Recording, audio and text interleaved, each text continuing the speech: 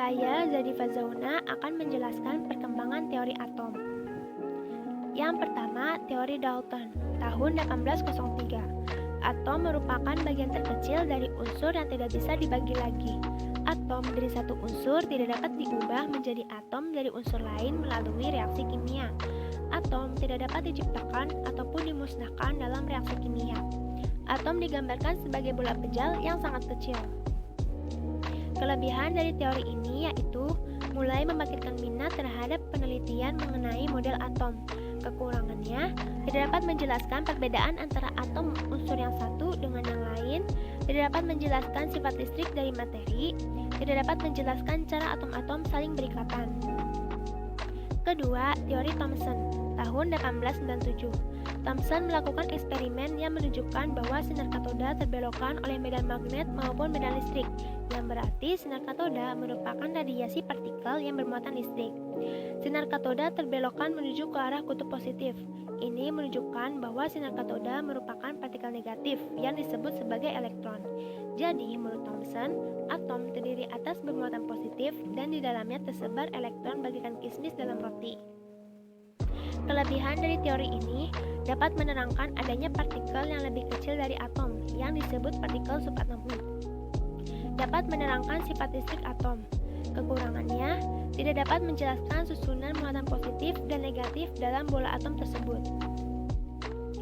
Ketiga, teori Rutherford tahun 1911. Rutherford melakukan eksperimen menembakkan partikel A atau partikel positif pada lempeng emas tipis.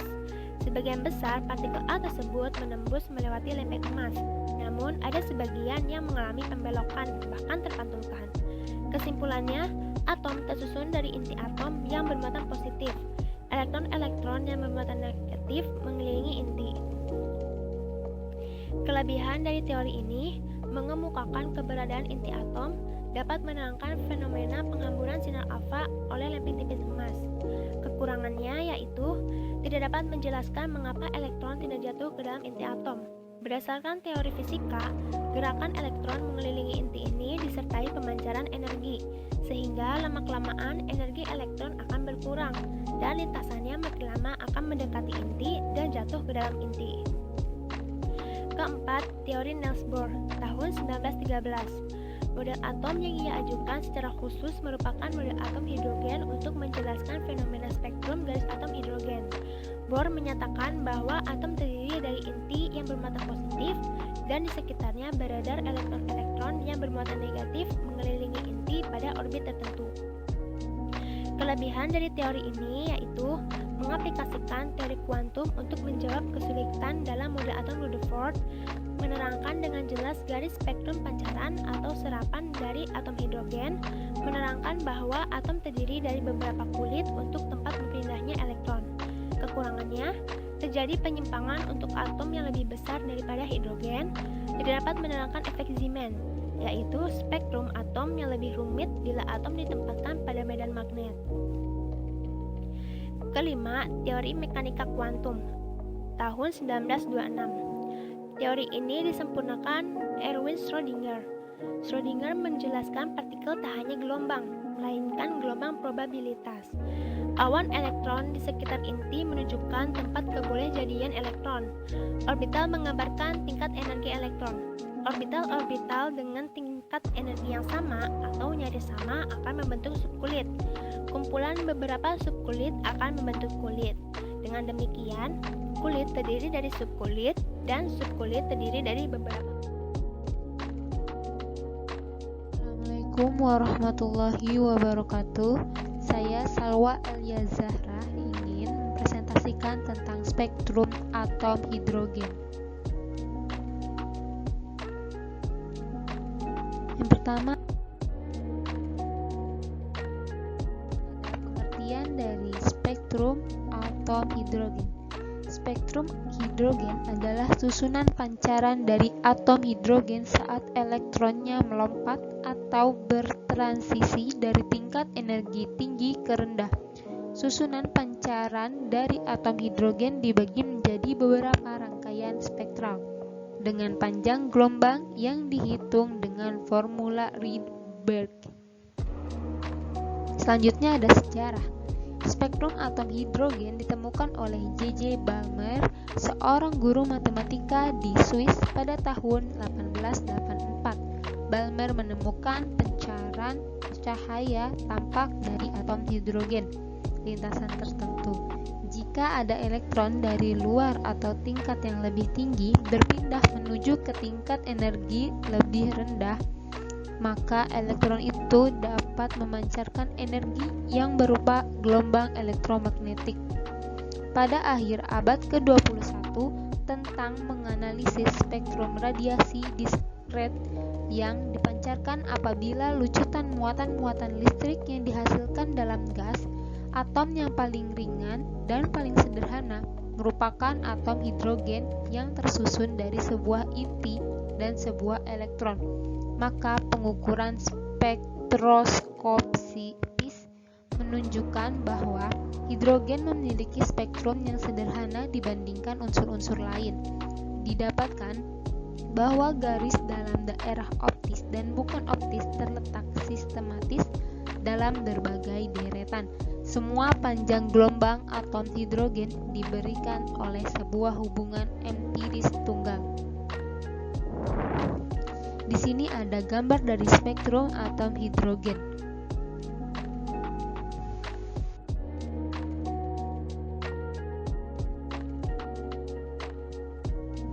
Selanjutnya, untuk dapat mempelajari spektrum atom ini diperlukan sebuah alat yaitu spektrometer. Untuk dapat mempelajari spektrum setiap atom, para ilmuwan memulai pengamatan dari spektrum sederhana yang dihasilkan dari transisi elektron atom hidrogen. Atom hidrogen merupakan atom yang memiliki struktur paling sederhana, yaitu terdiri atas satu elektron dan satu proton. Kesederhanaan dari struktur ini menghasilkan spektrum yang sederhana pula, sehingga lebih mudah untuk diamati dan dipelajari. Untuk dapat mengamati spektrum atom hidrogen, dilakukan suatu percobaan dengan menggunakan gas hidrogen pada tabung bertekanan rendah seperti yang ditunjukkan pada gambar berikut. Ini ada contoh gambarnya. Selanjutnya, tabung hidrogen. Tabung hidrogen dihubungkan dengan beda potensial tertentu sehingga dihasilkan atom-atom hidrogen dan memancarkan cahaya. Cahaya tersebut diteruskan pada sebuah celah sempit agar terpolarisasi dan dibiaskan melalui prisma kaca. Hasil pembiasan dari prisma akan ditangkap oleh layar. Ternyata spektrum yang dihasilkan dari percobaan ini adalah spektrum garis. Panjang gelombang yang dihasilkan pada spektrum atom hidrogen dipengaruhi oleh transisi elektron dari kulit ke kulit dengan mengikuti persamaan berikut. 1/lambda sama dengan R dalam kurung 1/n² dikurangi 1/m² kurung tutup. Dengan keterangan, lambda sama dengan panjang gelombang yang dihasilkan spektrum atom hidrogen. R sama dengan tetapan Rydberg, yaitu 1,097 dikali 107 m⁻⁻⁻⁰. N sama dengan kulit elektron yang dituju, dan M sama dengan kulit elektron mula-mula atau asal. Untuk memudahkan kita dalam perhitungan, maka persamaan ini bisa diturunkan menjadi 1/lambda sama dengan R dalam kurung 1/n² min 1/m². 1/lambda sama dengan R dalam kurung m² min n² dikali m². Jadi lambda sama dengan n² dikali m² per dalam kurung m² min n² dikalikan R. Panjang gelombang yang dihasilkan dari spektrum atom hidrogen merupakan sebuah bilangan istimewa yang menghasilkan sebuah deret yang disebut deret spektral. Deret spektral yang pertama ditemukan oleh seorang ilmuwan bernama J.J. Balmer pada tahun 1885 ketika dia sedang mempelajari bagian sinar tampak pada spektrum atom hidrogen. Balmer menemukan bahwa cahaya sinar tampak dihasilkan pada transisi elektron dari berbagai kulit luar menuju kulit kedua, N sama dengan 2. Selanjutnya beberapa ilmuwan seperti Lyman, Paschen, Barkett, dan Von menemukan beberapa deret lain yang terletak pada daerah panjang gelombang yang berbeda.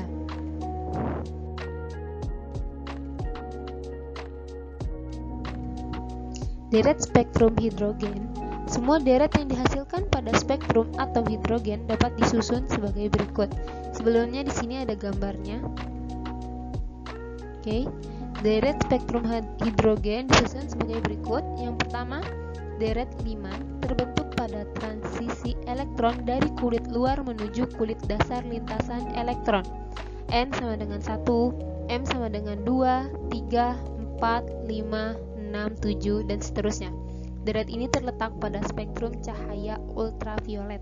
Yang kedua ada deret Balmer, terbentuk pada transisi elektron dari kulit luar menuju kulit kedua lintasan elektron. N-nya 2, M-nya 3, 4, 5, 6, 7, 8, dan seterusnya. Deret ini terletak pada spektrum cahaya tampak. Yang ketiga, deret Paschen, terbentuk pada transisi elektron dari kulit luar menuju kulit ketiga lintasan elektron. N sama dengan 3, M sama dengan 4, 5, 6, 7, 8, 9, dan seterusnya. Deret ini terletak pada spektrum inframerah ke-1.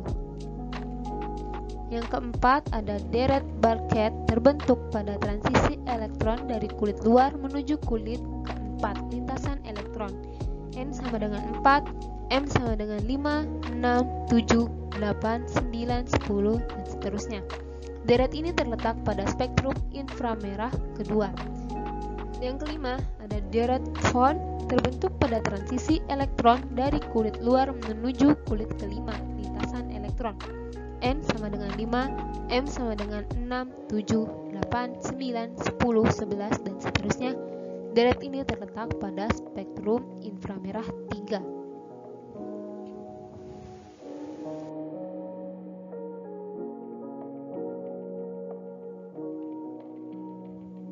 Transisi elektron yang menghasilkan deret spektral dapat digambarkan sebagai berikut.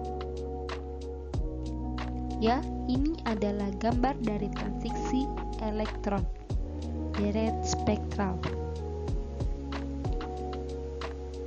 Spektrum atom hidrogen mengikuti pola yang dihasilkan pada deret spektral dan memiliki keteraturan dalam jarak garis-garis spektrum.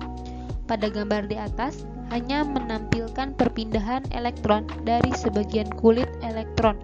Sejatinya elektron dapat berpindah dari semua lapisan kulit bahkan sampai kulit tak berhingga asalkan bertransisi menuju kulit-kulit yang telah ditetapkan pada deret spektral.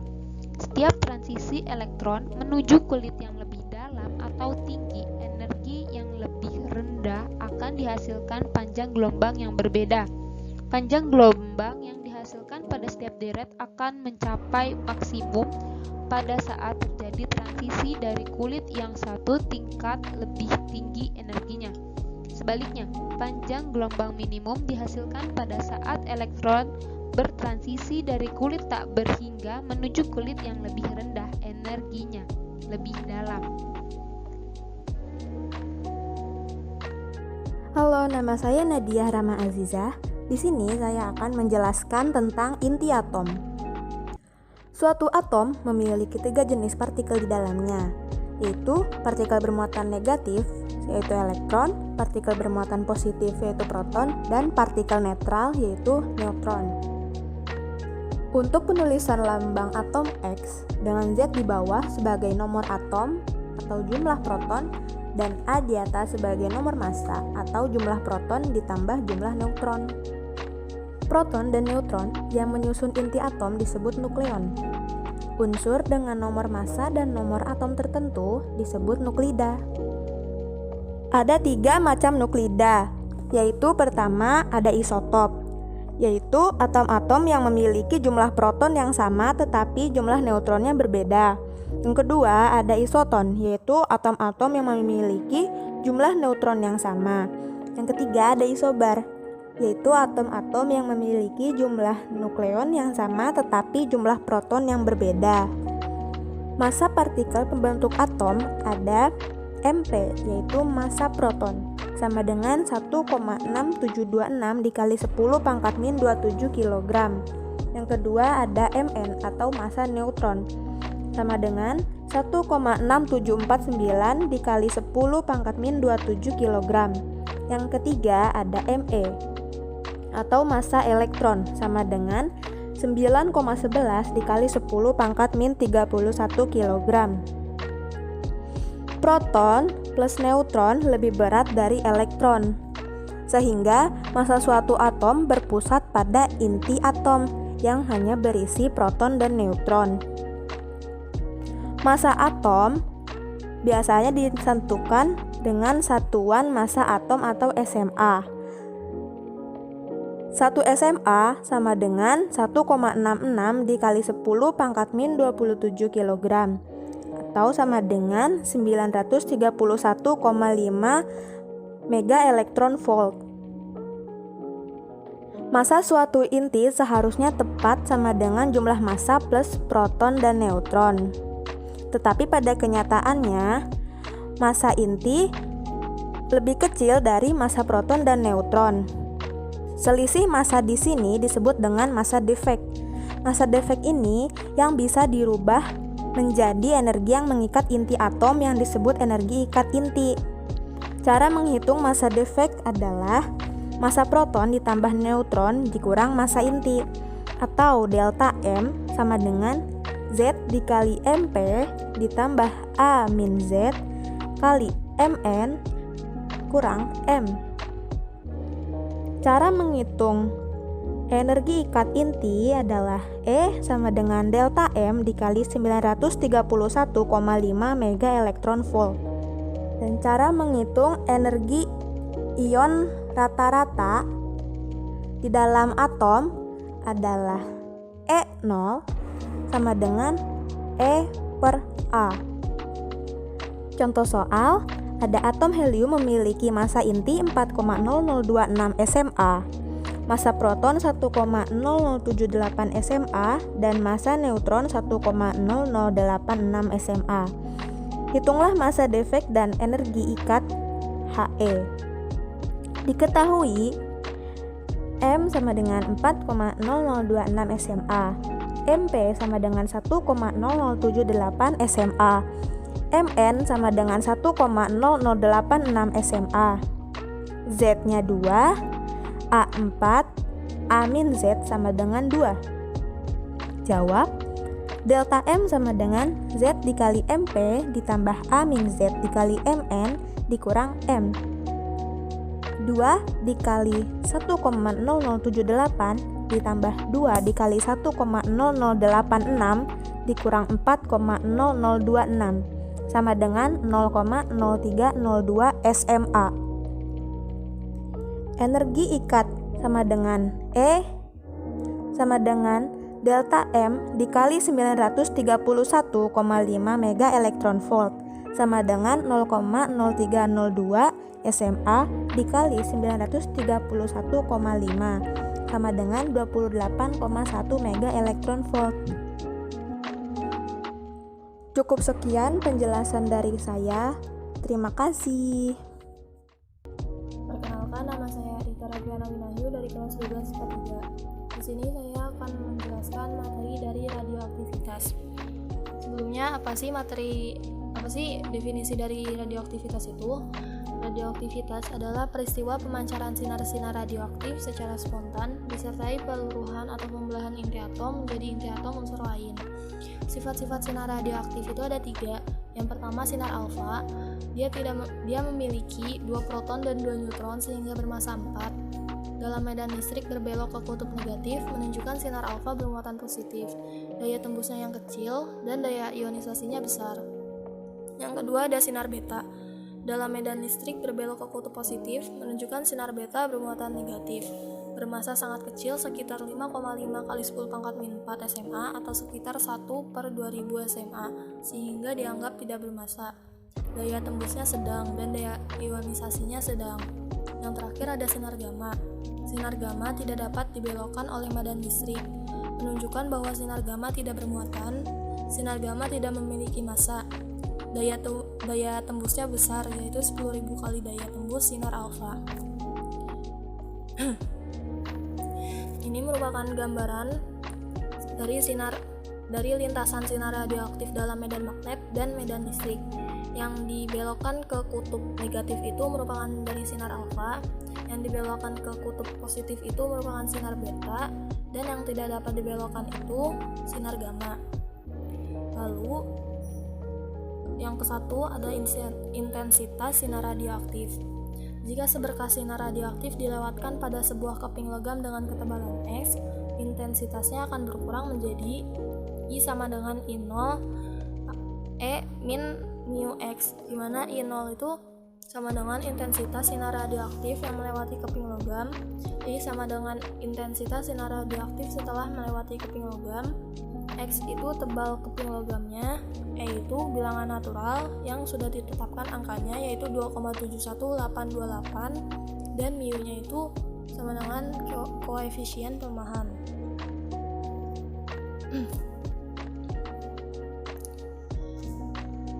Terus, bila I sama dengan setengah I0, ketebalan bahan disebut Hall Value Layer atau HVL, yaitu tebal lapis bahan yang menyebabkan intensitas sinar radioaktif menjadi setengah intensitas mula-mula. Maka setengah I0 sama dengan I0E pangkat min mu X, di mana X-nya itu sama dengan 0,693 per mu. X adalah ketebalan bahan yang menyebabkan I sama dengan setengah I0. X disebut juga dengan Hall Value Layer atau HVL. Lalu yang kedua ada peluruhan zat radioaktif atau disintegrasi. Disintegrasi inti adalah berubahnya inti atom menjadi atom lain yang berlangsung dengan sendirinya. Bersamanya ada R sama dengan lambda kali N. Apabila diuraikan dapat bertemu dengan N sama dengan N kecil dikali Na, di mana R sama dengan laju peluruhan, lambda itu konstanta laju, N besarnya itu jumlah nuklida, N yang kecil itu mol, dan Na itu bilangan Avogadro. Yang ketiga ada waktu paruh. Waktu paruh adalah waktu yang diperlukan agar banyaknya inti yang belum berdisintegrasi tinggal setengah dari semula. Persamaannya ada T besar sama dengan 0,693 per lambda, N sama dengan N0 setengah pangkat N, di mana N itu sama dengan T kecil per T besar. T besar merupakan waktu paruh, T kecil itu lamanya meluruh, lambda itu konstanta peluruhan, N0 itu jumlah zat mula-mula, dan N itu jumlah zat yang belum meluruh. Terus yang keempat ada aktivitas radioaktif atau A. Aktivitas radioaktif adalah banyaknya inti yang berdisintegrasi dalam waktu 1 detik. Dapat ditemukan persamaannya A sama dengan lambda kali N, A sama dengan A0 setengah T per T kecil per T besar, di mana A sama dengan aktivitas radioaktif, N sama dengan banyaknya inti zat radioaktif, A0 sama dengan aktivitas radioaktif mula-mula, T sama dengan waktu paruh. Adapun satuan aktivitas radioaktifnya, yang pertama 1 CI sama dengan 3,7 kali 10 pangkat 10 Beki. Yang kedua ada 1 RD sama dengan 10 pangkat 4 Beki. Dan yang ketiga ada 1 CI sama dengan 3,7 kali 10 pangkat 4 RD. Terus yang terakhir ada dosis serap. Dosis serap adalah banyaknya energi yang diserap tiap satuan massa tertentu. Persamaannya D sama dengan E per M, di mana E sama dengan energi radiasi fermion, M sama dengan massa yang menyerap energi radiasi, D sama dengan dosis serap. Terus ada pun juga satuan dosis serapnya. Yang pertama 1 radian sama dengan 10 pangkat 2 ERG per gram. Terus yang kedua 1 gray sama dengan 1 joule per kilogram. Dan yang ketiga ada 1 gray sama dengan 10 pangkat 2 radian. Sekian yang dapat saya sampaikan. Warahmatullahi wabarakatuh.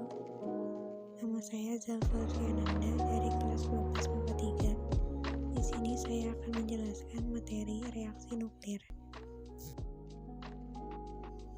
Reaksi nuklir adalah sebuah proses di mana dua nuklir atau partikel nuklir bertuburkan untuk memproduksi hasil yang berbeda dari produk awal.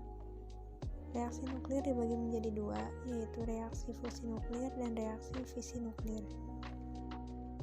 Yang pertama ada reaksi fusi nuklir. Reaksi fusi nuklir adalah reaksi peleburan dua atau lebih inti atom menjadi atom baru dan menghasilkan energi. Juga dikenal sebagai reaksi yang bersih. Contohnya ada reaksi fusi nuklir yang terdiri dari hampir semua inti bintang di alam semesta. Senjata bom hidrogen juga memanfaatkan prinsip reaksi fusi tak terkendali. Di sini ada contohnya. Di sini ada gambar reaksi berantai uranium dan contoh reaksi penggabungan inti. Yang kedua ada reaksi fisi nuklir. Reaksi fisi nuklir adalah reaksi pembelahan inti atom akibat tubrukan inti atom lainnya dan menghasilkan energi dan atom baru yang bermassa lebih kecil serta radiasi elektromagnetik. Contohnya ada ledakan senjata nuklir dan pembangkit listrik tenaga nuklir. Dan di sini juga ada reaksinya. Dan di sini ada gambar dari reaksi fisi nuklir. Reaksi nuklir memiliki beberapa kelebihan dan kekurangan. Kelebihannya adalah menghasilkan energi dalam jumlah besar, bahan bakarnya tidak mahal, dan tidak memiliki efek rumah kaca dan hujan asam. Serta kekurangannya adalah radiasi, butuh biaya besar untuk penyimpanannya, dan zat buangannya mengandung zat radioaktif. Sekian dari saya, terima kasih.